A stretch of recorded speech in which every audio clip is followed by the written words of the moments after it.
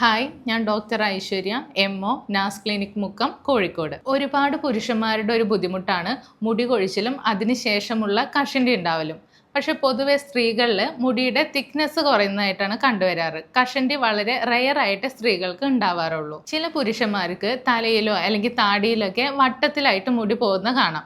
ഇതൊരു auto immune ഡിസീസാണ്. ഇതിന് alopecia എയറേറ്റ എന്ന് പറയും. ഇതും കഷണ്ടിയായിട്ട് വളരെയധികം വ്യത്യാസമുണ്ട്. പൊതുവെ ഇപ്പോൾ മുടി കൊഴിച്ചിൽ നമ്മുടെ ക്ലിനിക്കിൽ തന്നെ വരുമ്പോൾ ഏത് പ്രായക്കാരിലാണെങ്കിലും കൂടുതലായിട്ട് വരുന്നുണ്ട്. ഇപ്പോൾ ക്ലിനിക്കിലാണെങ്കിലും ഇപ്പോൾ 20s അല്ലെങ്കിൽ 30s ഉള്ളവർക്കൊക്കെ ഇപ്പോൾ സാധാരണയായിട്ട് ഒരു മുടി കൊഴിച്ചിലായിട്ട് അവർ വരാറുണ്ട്. ചിലർ വിചാരിക്കും അവർക്ക് വെള്ളം മാറുന്നത് കൊണ്ടോ അല്ലെങ്കിൽ കാലാവസ്ഥ കൊണ്ടൊക്കെയാണ് ഈ മുടി കൊഴിച്ചിൽ കൂടുതലായിട്ട് വരുന്നത്. പക്ഷെ അതൊരു ഫാക്ടറാണ്. പക്ഷെ കൂടുതലായിട്ട് നമ്മൾ ഡീപ്പായിട്ട് അനലൈസ് ചെയ്യുമ്പോഴാണ് എന്താണ് ഇതിൻ്റെ കറക്റ്റ് കോസ് എന്ന് മനസ്സിലാകുന്നത്. ഈ വീഡിയോയിൽ എന്തൊക്കെയാണ് നിങ്ങളുടെ മുടി കൊഴിച്ചിലുള്ള കാര്യങ്ങളെന്നും എങ്ങനെ നമുക്കത് മാനേജ് ചെയ്യാം, എന്തൊക്കെ ട്രീറ്റ്മെൻറ്റ്സ് വഴി നമുക്കത് മാനേജ് ചെയ്യാം എന്നൊക്കെ നോക്കാം. നേരത്തെ പറഞ്ഞ പോലെ തന്നെ ചിലർക്ക് തലയിലും അല്ലെങ്കിൽ താടിയിലൊക്കെ വട്ടത്തിൽ മുടി പോകാം.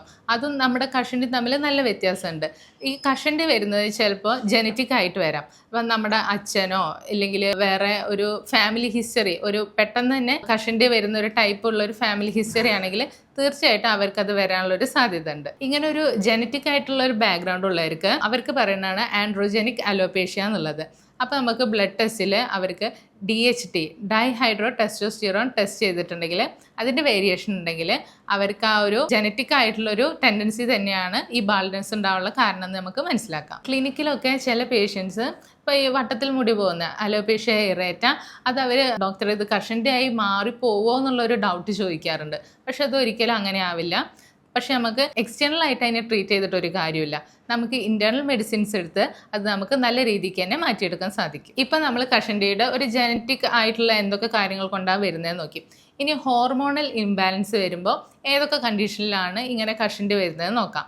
ഫസ്റ്റ് ഓഫ് ഓൾ നേരത്തെ പറഞ്ഞ പോലെ തന്നെ ആൻഡ്രോജനിക്, അതിനൊരു ജനറ്റിക് ബാക്ക്ഗ്രൗണ്ടും ഉണ്ട്. കൂടാതെ അത് ഹോർമോണൽ വേരിയേഷൻസ് വരുന്നത് കൊണ്ടും അങ്ങനെ ഒരു ബാൾഡ്നെസ് വരാം. കൂടാതെ നമുക്ക് ഈ തൈറോയിഡിൽ ഹൈപ്പോ തൈറോയിഡിസത്തിലോ ഹൈപ്പർ തൈറോയിഡിസത്തിലോ ഹെയർ ഫാളിന് കാരണമാകും. അതുവഴി കഷണ്ടിയിലേക്ക് ഇത് മാറാനുള്ള സാധ്യത ഉണ്ട്. കൂടാതെ ഒന്നാണ് നമ്മുടെ സ്ത്രീകളിൽ കൂടുതലായിട്ട് PCOS ഒക്കെ വരുമ്പോൾ അവരുടെ ഹോർമോണിൽ വ്യത്യാസം വന്നിട്ട് അത് ഹെയർ ഗ്രോത്തിനെ ബാധിക്കാനും നമ്മളത് തീരെ കാര്യമാക്കാതെ വെച്ചതിന് ശേഷം അതൊരു ബാൾഡ്നെസ്സിലേക്ക് പോകാനും സാധ്യതയുണ്ട്. നമ്മുടെ മൈൻഡും നമ്മുടെ ഹെൽത്തും വളരെയധികം റിലേറ്റ് ചെയ്തിരിക്കുന്നുണ്ട്. സോ നമുക്കൊരു ഫിസിക്കൽ സ്ട്രെസ്സോ അല്ലെങ്കിൽ ഒരു മെൻ്റൽ സ്ട്രെസ്സോ വരുമ്പോൾ അത് കാര്യമായിട്ട് തന്നെ നമ്മളെ ഹെയർ ഫാളിനെയും ഹെയർ ഗ്രോത്തിനൊക്കെ ബാധിക്കാറുണ്ട്. അപ്പോൾ കൂടുതലായിട്ട് ഫിസിക്കൽ സ്ട്രെസ് എടുക്കുന്നവർക്കോ അല്ലെങ്കിൽ കൂടുതലായിട്ട് മെൻ്റൽ സ്ട്രെസ് എടുക്കുന്നവർക്കൊക്കെ ഒരു കഷണ്ടിയിലേക്ക് വരാനുള്ള സാധ്യത കൂടുതലാണ്. കൂടാതെ മറ്റൊരു കാര്യം ശ്രദ്ധിക്കേണ്ടത് നമ്മുടെ ഡയറ്റിൽ എന്തെങ്കിലുമൊക്കെ ഡെഫിഷ്യൻസി ഉണ്ടോ എന്ന് നോക്കണം. അതുപോലെ അയണിൻ്റെയോ സിങ്കിൻ്റെയോ ബയോട്ടിൻ്റെയോ ഒക്കെ കുറവ് നമ്മുടെ ശരീരത്തിലുണ്ടെങ്കിൽ അത് നമ്മുടെ ഹെയർ ഫാളിനെ നല്ല രീതിയിൽ തന്നെ ബാധിക്കും. ഇപ്പോൾ അയണിൻ്റെ കുറവാണെങ്കിൽ അനീമിയ ഉണ്ടാവും. അനീമിയയുടെ കൂടെ തന്നെ ഉണ്ടാകുന്നതാണ് ഹെയർ ഫാളും വീക്ക്നെസ്സും ഒക്കെ. കൂടാതെ നമുക്ക് ബ്ലഡിൽ സിങ്ക് ടെസ്റ്റ് ചെയ്ത് നോക്കാം. സിങ്ക് കുറവുണ്ടെങ്കിൽ അത് നമ്മുടെ ഹെയർ ഗ്രോത്തിന് ഹെയർ ഫാളിനൊക്കെ നല്ല രീതിയിൽ സ്വാധീനിക്കുന്നുണ്ട്. ഇപ്പം മിക്ക ആളുകളും ചെയ്യുന്നതാണ് ഹെയർ സ്റ്റൈലിങ്ങോ അല്ലെങ്കിൽ ഹീറ്റിങ്, സ്ട്രെയിറ്റനിങ്, കേളിങ്, അതിനൊക്കെ വേണ്ടിയിട്ട് നമ്മൾ തലയിൽ ഒരുപാട് കെമിക്കൽസ് യൂസ് ചെയ്യുന്നുണ്ട്. ഇതും നമ്മുടെ മുടിയുടെ ടെക്സ്ചറിനെ മാറ്റാനും മുടി തിന്നാവാനും അതുവഴി ഹെയർ ഫാളും കഷണ്ടിയും ഒക്കെ ആവാനുള്ള സാധ്യത ഉണ്ട്. കൂടാതെ കുറേ കാലമായിട്ട് BPക്കും ഡിപ്രഷനും അല്ലെങ്കിൽ ക്യാൻസറിനൊക്കെ മെഡിക്കേഷൻ എടുക്കുന്നവർക്കും ഹെയർ ഗ്രോത്ത് കുറയാനും അതുവഴി ബാൾഡ്നെസ്സിനും ഒക്കെ കാരണമാകാറുണ്ട്. പിന്നെ ഒരു കാര്യമാണ് നമ്മുടെ ഹെയർ സ്റ്റൈല് നല്ല വലിച്ച് മുറുകി ബാക്കോട്ട് കെട്ടുന്നതാണെങ്കിൽ അവിടെ നമ്മുടെ ഹെയർ ഫോളിക്കിൾസിന് ഒരു സ്ട്രെസ് വരും. അതുവഴി ഹെയർ ഫാൾ ചെയ്യാനും പിന്നെ അത് തന്നെ നമ്മൾ കുറേ ട്രീറ്റ് ചെയ്യാതെ ഇല്ലെങ്കിൽ കുറേ കാലം അത് ശ്രദ്ധിക്കാതെ പോയിട്ടുണ്ടെങ്കിൽ അതും ഒരു ബാൾഡ്നെസ്സിലേക്ക് കാരണമാകാറുണ്ട് ഒരു ഏരിയയിൽ. പൊതുവെ അത് സ്ത്രീകൾക്കാണ് കൂടുതലായിട്ട് കണ്ടുവരുന്നത്. മറ്റൊരു കാരണമാണ് തലയിൽ ഉണ്ടാകുന്ന ഇൻഫെക്ഷൻസ്, എന്തെങ്കിലും എക്സിമ പോലത്തതോ അല്ലെങ്കിൽ ഫംഗൽ ഇൻഫെക്ഷൻസോ അല്ലെങ്കിൽ ഡാൻഡ്രഫ് തന്നെ ഭയങ്കര സിവിയർ ആയിട്ടുള്ള കേസ് വരുമ്പോൾ ഹെയർ ഫാളിനും അതുവഴി ഈ ഒരു ബാൾഡ്നെസ്സിനൊക്കെ കാരണമാകും. അല്ലെങ്കിൽ നേരത്തെ പറഞ്ഞ പോലെ തന്നെ വൈറ്റമിൻസിൻ്റെ കുറവ് വരുമ്പോൾ, പ്രധാനമായിട്ട് വൈറ്റമിൻ ഡിയുടെ കുറവ് വരുമ്പോഴും ഇത് ഹെയർ ഫാളിനും ജോയിൻറ്റ് പെയിൻസിനും അല്ലെങ്കിൽ മൂഡ് സ്വിങ്സ്, ഡിപ്രഷൻ ആൾക്കാർക്ക് പ്രസൻറ്റ് ചെയ്യാറുണ്ട്. മറ്റൊരു പ്രധാനപ്പെട്ട പുരുഷന്മാരിൽ കൂടുതലായി കാണുന്നതാണ് ഹെൽമെറ്റ് യൂസ് ചെയ്യുന്ന വഴി ഉള്ള ഒരു ബാൾഡ്നെസ്. കാരണം അവർ ഹെൽമെറ്റ് കറക്റ്റ് ഫിറ്റ് അല്ലാത്തതോ അല്ലെങ്കിൽ ലൂസ് ആയതൊക്കെ വെക്കുമ്പോൾ അവിടെ ഒരു ഫ്രിക്ഷൻ വരും. ഫ്രിക്ഷൻ വഴി ഈ ഹെയർ ഫാളിന് ഇത് കാരണമാകാറുണ്ട്.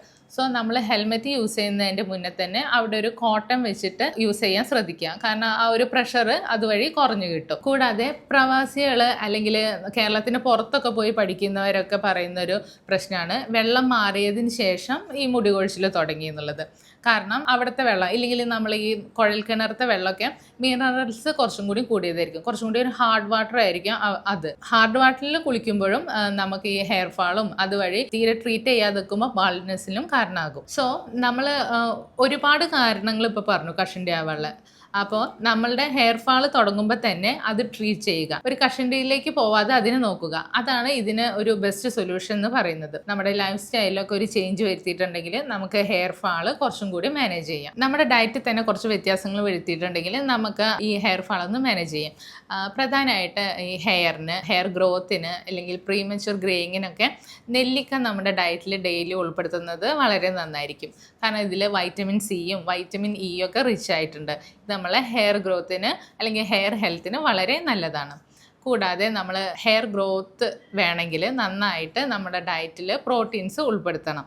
കൂടാതെ നന്നായിട്ട് വെള്ളം കുടിക്കുക, നമ്മുടെ സ്ട്രെസ്സൊക്കെ കുറയ്ക്കുക, കൂടാതെ നന്നായിട്ട് ഉറങ്ങാനും ശ്രദ്ധിക്കുക. ഇതൊക്കെ ചെയ്തിട്ട് ഒരു കുറവ് വന്നില്ലെങ്കിൽ തീർച്ചയായിട്ടും നമ്മൾ അണ്ടർലൈങ് ആയിട്ട് എന്തെങ്കിലും കോസ് ഉണ്ടോ എന്നുള്ളത് കണ്ടുപിടിക്കണം. അതിന് നമുക്ക് ചില ബ്ലഡ് ടെസ്റ്റുകൾ ചെയ്തു നോക്കാം. ഫസ്റ്റ് ചെയ്യേണ്ടത് തൈറോയ്ഡ് ഹോർമോൺസിൽ എന്തെങ്കിലും വ്യത്യാസം ഉണ്ടോ എന്നാണ്. ഇതിൽ തന്നെ നമുക്ക് T3, T4, TSH ഒക്കെ ടെസ്റ്റ് ചെയ്യാം. ഇതിൽ നമുക്ക് ഹൈപ്പോ തൈറോയിഡിസ് ആണോ അതല്ലെങ്കിൽ ഹൈപ്പർ തൈറോയിഡിസ് ആണോ എന്ന് മനസ്സിലാക്കാം. തൈറോയിഡിൻ്റെ ഈ കണ്ടീഷൻസിലൊക്കെ നമുക്ക് ഹെയർ ഫാളും പിന്നെ അത് ട്രീറ്റ് ചെയ്യാതെ വെക്കുമ്പോൾ അതൊരു ബാൾനെസ്സിലേക്കും പോകാനുള്ള ചാൻസ് ഉണ്ട്. അടുത്തതായിട്ട് ബ്ലഡിൽ നോക്കാൻ പറ്റുന്നതാണ് നമ്മുടെ അയണിൽ കുറവുണ്ടോയെന്ന്. അയണിൽ കുറവ് വരുമ്പോൾ നമുക്ക് അയൺ ഡെഫിഷ്യൻസി അനീമിയ വരും. ഇതുവഴിയും നല്ല രീതിക്കുള്ള ഹെയർ ഫാളിന് ഇത് കാരണമാകും. അപ്പോൾ നമുക്ക് ബ്ലഡിൽ തന്നെ serum ferritin, serum iron, HB% കൂടി നോക്കിയിട്ടുണ്ടെങ്കിൽ നമുക്ക് അനീമിക് ആണോ അല്ലെങ്കിൽ അയൺ ഡെഫിഷ്യൻസി ഉണ്ടോ എന്നുള്ളത് മനസ്സിലാക്കാം. നേരത്തെ പറഞ്ഞ പോലെ തന്നെ വൈറ്റമിൻ ഡിയുടെ കുറവുണ്ടെങ്കിലും ഈ ഹെയർ ഫാളിന് കാരണമാകും. സോ നമുക്ക് ബ്ലഡിൽ 25 ഹൈഡ്രോക്സി വൈറ്റമിൻ ഡി കൂടി ചെക്ക് ചെയ്താൽ കുറവുണ്ടോ എന്ന് നമുക്ക് മനസ്സിലാക്കാം. കൂടാതെ സ്ത്രീകളിലാണെങ്കിൽ അവർക്ക് ഹോർമോണൽ ടെസ്റ്റ് ചെയ്തിട്ടുണ്ടെങ്കിൽ അതിൻ്റെ വേരിയേഷൻസും ഈ ഹെയർ ഫാളിന് കാരണമാകും. കൂടാതെ നമുക്ക് PCOD അല്ലെങ്കിൽ PCOS ഒക്കെ ഉണ്ടെങ്കിൽ നമുക്ക് USG അബ്ഡോമൻ ആൻഡ് പെൽവിസ് ചെയ്തിട്ടുണ്ടെങ്കിൽ നമുക്കത് കൺഫേം ചെയ്യാം അവർക്ക് PCOD ഉണ്ടോ ഇല്ലേ എന്നുള്ളത്. ഇത് തീർച്ചയായിട്ടും സ്ത്രീകൾക്ക് ഒരു ബാൾനെസ്സിന് കാരണമാകും. കൂടാതെ പുരുഷന്മാരിൽ DHT ഡൈഹൈഡ്രോ ടെസ്റ്റോസ്റ്റിറോൺ കൂടി ചെക്ക് ചെയ്തിട്ടുണ്ടെങ്കിൽ അവർക്ക് ഈ ഹോർമോണൽ വ്യത്യാസം ഉണ്ടോ എന്ന് മനസ്സിലാക്കാം. അതുവഴിയാണോ ഇവർക്ക് ബാൾനെസ് വന്നതെന്നും മനസ്സിലാക്കാം.